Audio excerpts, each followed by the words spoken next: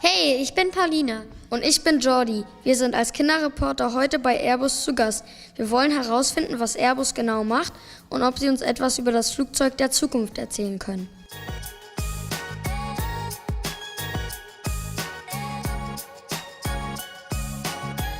Airbus konstruiert und baut Flugzeuge, Verkehrsflugzeuge.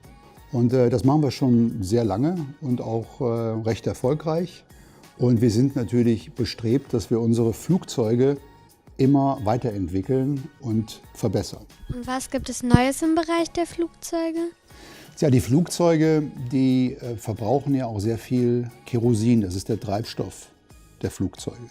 Und dieses Kerosin, das kostet Geld und es ist schlecht für die Umwelt. Deswegen bauen wir Flugzeuge, die immer weniger Treibstoff verbrauchen. Das heißt, wir arbeiten sehr stark an den Triebwerken, damit die besser werden. Und wir sorgen natürlich auch dafür, dass die Flugzeuge leichter werden. Denn wenn ein Flugzeug schwer ist, dann muss man es auch mit viel Schub durch die Gegend bewegen. Und deshalb arbeiten wir ganz besonders daran.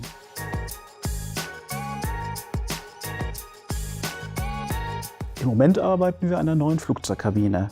Und das Coole an der Sache ist, dass wir die Kabine genau für den Kunden entwerfen. Das heißt also, dass Airbus die Kabine so gestaltet, dass sich alle Menschen darin wohlfühlen. Ihr seht hier also verschiedene Teile im Flugzeug, Kabinenansichten. Hier habt ihr zum Beispiel eine Küche, eine Küchensequenz.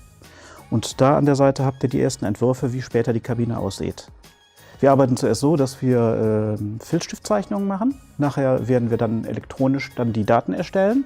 Und dann geht es über praktisch zum Modellbau.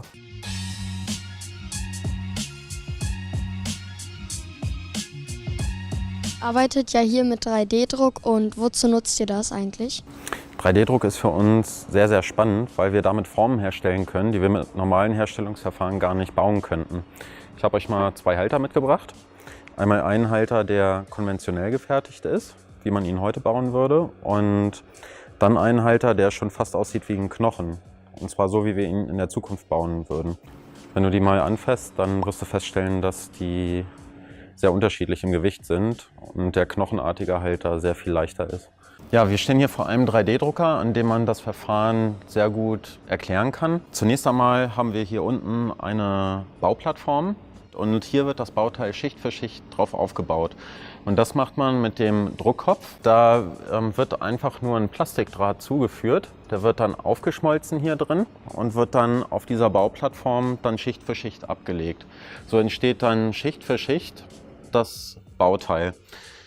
Das, was wir hier haben, das ist eine Turbinenschaufel. Und wenn ihr hier mal ganz genau hinschaut, dann könnt ihr hier sehen, dass hier so Treppenstufen sind. Ja? Und das sind die einzelnen Schichten, mit denen das Bauteil aufgebaut wurde. Gibt es denn schon einen Prototypen für das Flugzeug der Zukunft? Ja, an einem Prototypen arbeiten wir gerade.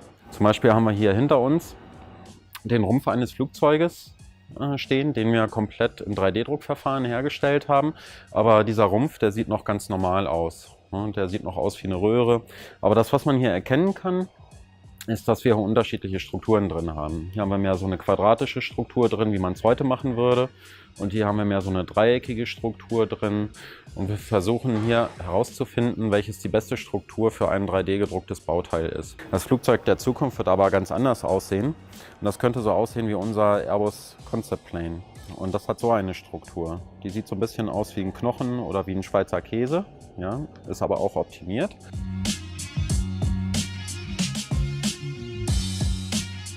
Sieht echt cool aus. Was macht ihr eigentlich? Wir untersuchen hier, was geschehen muss, damit jeder Passagier so eine VR-Brille mit in die Kabine bringen darf. Was ist denn VR? VR, das steht für virtuelle Realität. Alles, was du da drin siehst, ist vom Computer generiert, auch alles, was du hörst, und du hast dann das Gefühl, wirklich dort zu sein, obwohl du eigentlich hier sitzt. Und wozu setzt ihr das ein? Zum Beispiel setzen wir es ein, damit unsere Kunden ihre Kabine virtuell zusammenstellen können, je nachdem, welche Sitze sie beispielsweise haben möchten. Oder um Arbeitsabläufe virtuell darzustellen, damit wir zum Beispiel bestimmte Teile oder Strukturen in der Produktionshalle virtuell abbilden können, bevor wir sie reell bauen.